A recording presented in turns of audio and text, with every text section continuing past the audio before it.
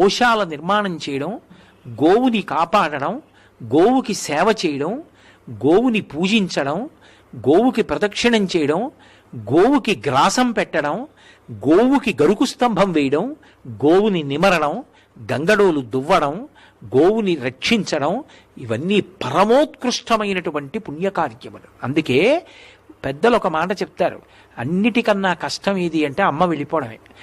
అమ్మని చూడాలి అంటే ఆవుని చూస్తే చాలు.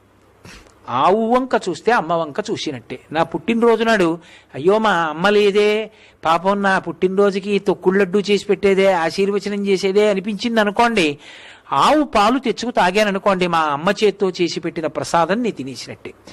ఆవుకి అరటిపండు పెట్టాననుకోండి, ఆ రోజున మా అమ్మ నా చేతి భోజనం చేసినట్టే. గోవుకి ప్రదక్షిణం చేస్తే మా అమ్మకి నేను నమస్కారం చేసేసినట్టే. అందుకే గోమాత జనకమాతలాగా నిలబడుతుంది. అందుకే పాలు లేని